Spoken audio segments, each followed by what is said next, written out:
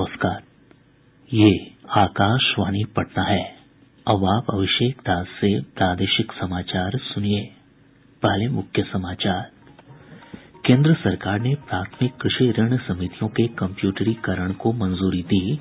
देश भर के 13 करोड़ किसानों को होगा फायदा। राजधानी पटना समेत प्रदेश के अधिकांश हिस्सों में पिछले 48 घंटों से रुक रुक कर बारिश का सिलसिला जारी। कोसी और सीमांचल में बाढ़ जैसे हालात। प्रदेश में पिछले 24 घंटों के दौरान कोविड के 178 नये मामलों की पुष्टि। पटना से लगातार दूसरे दिन 100 से अधिक मामले सामने आये।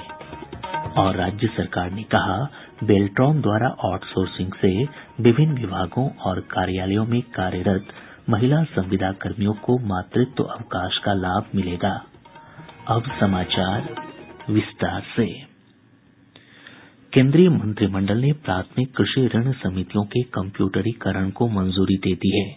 सूचना और प्रसारण मंत्री अनुराग ठाकुर ने नई दिल्ली में संवाददाताओं को बताया कि इससे देश भर के 13 करोड़ किसानों को लाभ होगा।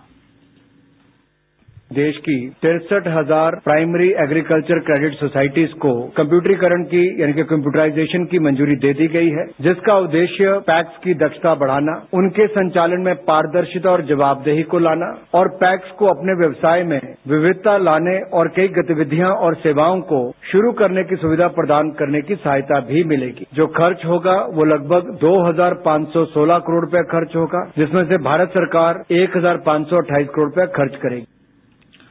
लगभग 13 करोड़ किसान इन समितियों के सदस्य हैं। देश के ग्रामीण विकास में इनकी भूमिका महत्वपूर्ण है। देश में सभी संस्थाओं द्वारा दिए जाने वाले किसान क्रेडिट कार्ड ऋण का 41% ये समितियां देती हैं। 95% क्रेडिट कार्ड ऋण इन समितियों के माध्यम से लघु और मध्यम किसानों को दिए जाते हैं।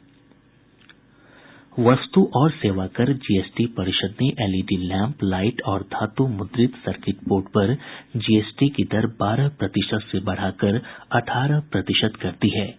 केंद्रीय वित्त और कॉरपोरेट कार्य मंत्री निर्मला सीतारमण की अध्यक्षता में जीएसटी परिषद की 47वीं बैठक में ये फैसला किया गया।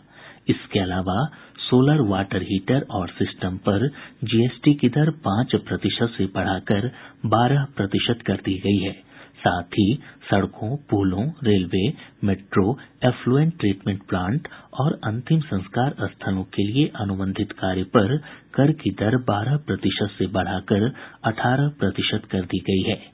ऐतिहासिक स्मारकों, नहरों, बांधों, पाइपलाइनों, पानी की आपूर्ति के संयंत्रों, शिक्षा संस्थानों और अस्पतालों के लिए केंद्र और राज्य सरकारों तथा स्थानीय प्राधिकरणों को अनुबंधित कार्य पर कर की दर 12% से बढ़ाकर 18% कर दी गई है। बैटरी पैक लगे या उसके बिना विद्युत वाहन 5% रियायती दर के पात्र हैं। टेट्रा पैकेजिंग पर जीएसटी दर 12% से बढ़ाकर 18% कर दी गई है। तराशे हुए और पॉलिश किए हुए हीरों पर कर की दर 0.25% से बढ़ाकर 1.5% की गई है। जीएसटी दरों में ये सभी परिवर्तन इस वर्ष 18 जुलाई से लागू होंगे। मॉनसून की सक्रियता के कारण राजधानी पटना समेत प्रदेश के अधिकांश हिस्सों में पिछले 48 घंटों से रुक रुक कर बारिश का सिलसिला जारी है। मौसम विभाग के अनुसार पूर्वी चंपारण और पश्चिमी चंपारण जिले में कई स्थानों पर अत्यधिक भारी बारिश हुई है। वहीं सीतामढ़ी, सीवान, गोपालगंज और मधुबनी जिले में 1-2 स्थानों पर भारी बारिश दर्ज की गई। इसके अलावा राज्य के अन्य हिस्सों में भी अच्छी बारिश हुई है। मौसम पूर्वानुमान में कहा गया है कि आज पश्चिम चंपारण जिले के 1-2 स्थानों पर बहुत भारी बारिश, जबकि पूर्वी चंपारण, गोपालगंज और सीवान जिले के कुछ स्थानों पर भारी बारिश की संभावना है। वहीं राज्य के उत्तर पश्चिम, उत्तर मध्य, दक्षिण पश्चिम और दक्षिण मध्य भाग के अधिकांश जगहों पर बारिश के साथ वज्रपात की आशंका है। मौसम विज्ञान केंद्र पटना की वैज्ञानिक कामिनी कुमारी ने बताया कि राज्य के शेष हिस्सों में भी बारिश और वज्रपात की चेतावनी जारी की गई है। अगले 24 घंटों में प्रदेश के उत्तर पश्चिम, उत्तर मध्य, दक्षिण पश्चिम के अधिकांश भागों और उत्तर पूर्व, दक्षिण मध्य और दक्षिण पूर्व भागों के अनेक स्थानों पर आकाशीय बिजली एवं मेघ गर्जन के साथ हल्की से मध्यम स्तर की वर्षा होने का पूर्वानुमान है। साथ ही पश्चिमी चंपारण, पूर्वी चंपारण में अत्यधिक भारी वर्षा, गोपालगंज, सिवान, सीतामढ़ी में बहुत भारी वर्षा की भी चेतावनी है। प्रदेश के सभी नागरिकों को सलाह दी जाती है कि भारी वर्षा एवं आकाशीय बिजली के साथ मेघ गर्जन को देखते हुए सतर्क रहें और सावधानी बरतें। इधर कल बारिश के दौरान वज्रपात की अलग अलग घटनाओं में कम से कम 10 लोगों की मौत हो गयी। मुजफ्फरपुर, भोजपुर और रोहतास में 2-2, जबकि औरंगाबाद, वैशाली, समस्तीपुर और नवादा जिले में 1-1 व्यक्ति की मौत की खबर है। इस बीच हमारे संवाददाताओं ने बताया कि भारी बारिश के चलते आम जनजीवन प्रभावित हुआ है। सड़कों पर जल जमाव हो जाने से लोगों को काफी परेशानियों का सामना करना पड़ रहा है। नेपाल के जलग्रहण क्षेत्र और उत्तर बिहार में लगातार हो रही भारी बारिश के चलते महानंदा, कोसी, गंडक, कमला बलान और अधवारा समूह की नदियों के जलस्तर में लगातार बढ़ोतरी हो रही है। महानंदा नदी के जलस्तर में अप्रत्याशित वृद्धि देखी जा रही है। केंद्रीय जल आयोग से प्राप्त जानकारी के अनुसार नदी का जलस्तर तैयबपुर में खतरे के निशान से 126 सेंटीमीटर, जबकि ढेंगरा घाट में लगभग 1 मीटर ऊपर चला गया है। कोसी नदी सुपौल के बसुआ में लाल निशान से लगभग 1 मीटर ऊपर बह रही है। गंडक नदी गोपालगंज जिले के डुमरिया घाट में लाल निशान से मात्र 40 सेंटीमीटर नीचे है। बागमती नदी का जलस्तर सीतामढ़ी जिले के ढेंग ब्रिज और रून्नीसैदपुर में लाल निशान के करीब पहुंच चुका है। बेनीबाद में भी नदी खतरे के निशान से मात्र 80 सेंटीमीटर नीचे है। सोन नदी का जलस्तर मनेर में और घाघरा का गंगपुर सिसवन में बढ़ रहा है। गंगा नदी पटना के दीघा घाट और हाथीदह के साथ साथ मुंगेर और भागलपुर में भी उफान पर है। प्रदेश की नदियों के जलस्तर में हो रही बढ़ोतरी के कारण सीमांचल और कोसी के इलाके में बाढ़ जैसे हालात उत्पन्न हो गए हैं। किशनगंज से हमारे संवाददाता ने बताया कि महानंदा और कनकई नदी का पानी बढ़ने से निचले इलाकों में बाढ़ का पानी फैलने लगा है। जिले के तीखल बैंक, कोचाधामन और ठाकुरगंज प्रखंड के कई गांवों में महानंदा और कनकई नदी का पानी प्रवेश कर गया है। इससे इन प्रखंडों की बड़ी आबादी प्रभावित हुई है। वहीं रतुआ, मेची और चेंगा जैसी छोटी नदियों के जलस्तर में भी लगातार बढ़ोतरी हो रही है। तटबंध से सटे क्षेत्र में रहने वाले लोगों को बाढ़ की आशंका सताने लगी है। महानंदा नदी का पानी बगलबाड़ी स्थित मध्य विद्यालय में प्रवेश कर चुका है, जिससे पठन पाठन में कठिनाई हो रही है। इधर अररिया से हमारे संवाददाता ने बताया कि जिले में बहने वाली छोटी नदियों में उफान से कई नए क्षेत्रों में बाढ़ का पानी प्रवेश कर गया है। अररिया से गुजरने वाली परमान नदी खतरे के निशान से ऊपर बह रही है और नदी के जलस्तर में लगातार बढ़ोतरी देखी जा रही है। वहीं जिले में नूना, बकरा, रतुआ, भलुआ जैसी कई नदियों में उफान से निचले इलाकों में बाढ़ का पानी फैलने लगा है। नरपतगंज प्रखंड होकर गुजरने वाली खरहाधार जैसे नदियों का पानी कई गांवों में प्रवेश कर चुका है। वहीं जिले के सिकटी, पलासी, कुर्साकांटा प्रखंडों के निचले इलाकों में बाढ़ का पानी फैलने लगा है। आकाशवाणी समाचार के लिए अररिया से मैं गौतम सहगल। पूर्णिया जिले में महानंदा नदी का पानी बायसी अनुमंडल के डुमरिया और बनगामा समेत 1 दर्जन से अधिक गांव में प्रवेश कर चुका है। इधर शिवहर से हमारे संवाददाता ने बताया कि बागमती नदी के जलस्तर में बढ़ोतरी से स्टेट हाईवे संख्या 54 पर आवागमन प्रभावित हुआ है। स्टेट हाईवे संख्या 54 शिवहर मोतिहारी पथ पर बेलवा के पास बाढ़ का पानी चढ़ गया है, जिससे शिवहर और मोतिहारी के बीच सड़क संपर्क भंग हो गया है। जल संसाधन विभाग के बागमती प्रमंडल के एसडीओ राजेश कुमार ने बताया कि नदी के जलस्तर में और बढ़ोतरी की संभावना है।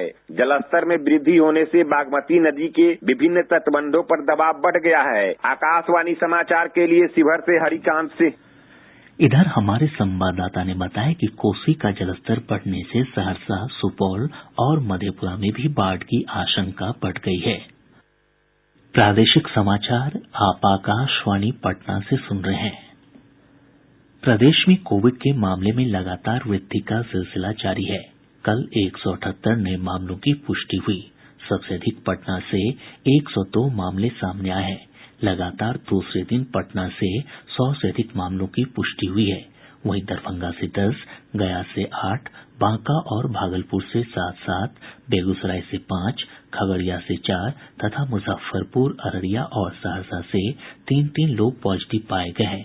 कटिहार, मुंगेर, रोहतास, समस्तीपुर और सारण से 2-2 तथा अन्य 12 जिलों से 1-1 मामले की पुष्टि हुई है।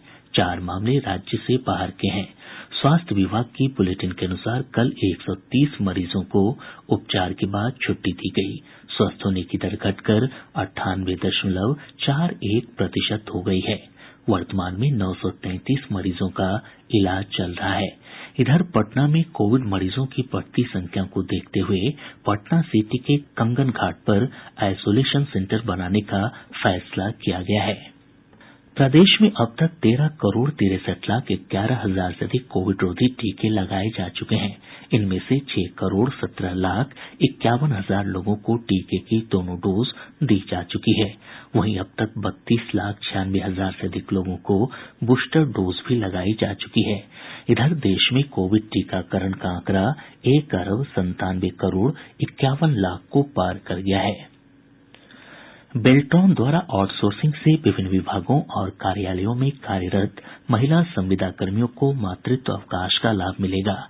सूचना और प्रावैधिकी विभाग के मंत्री जीवेश कुमार ने बताया कि इन कर्मियों को पूर्ण वेतन पर मातृत्व अवकाश दिया जाएगा। यह सुविधा ऐसी सभी महिला कर्मियों को उपलब्ध होगी जो पिछले 12 महीनों में कम से कम 80 दिनों तक काम कर चुकी हो। बिजली कंपनियां बकाया बिल वसूली के लिए माइकिंग नोटिस और सार्वजनिक स्थानों पर बकायेदारों का नाम प्रकाशित करेगी।